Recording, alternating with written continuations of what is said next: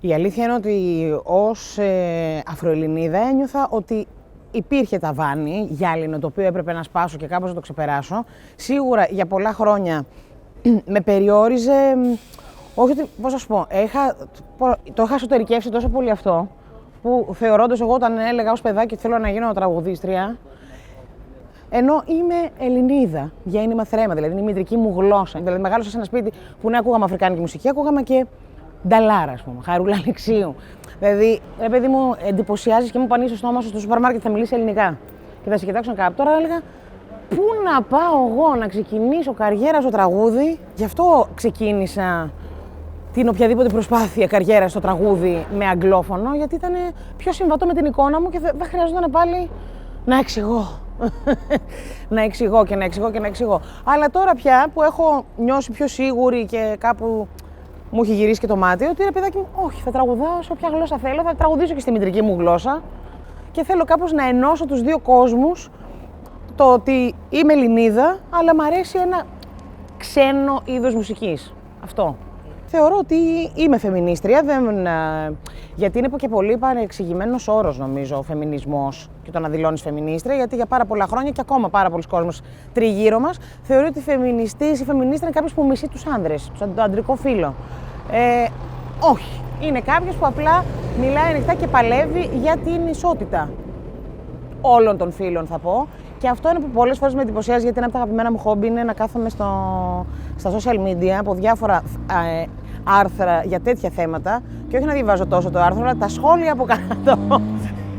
Και πάντα μου κάνει εντύπωση σε οτιδήποτε έχει να κάνει με ρατσισμό, με ανθρώπινα δικαιώματα, πάντα κάπως κοιτάω περισσότερο τα σχόλια των γυναικών και εντυπωσιάζομαι με την κακή έννοια ότι ρε παιδί μου, να δεχτώ κάποια σχόλια, να δεχτώ κάποιες αντιδράσεις από ανθρώπους που δεν έχουν καταπιεστεί. Όταν ως γυναίκα ζεις σε μια πατριαρχική κοινωνία και έχεις βιώσει στο πετσί σου το σεξισμό και τη διάκριση, πώς γίνεται να μην παλεύεις και για τις υπόλοιπες ομάδες που βιώνουν το ίδιο, για άλλους λόγους.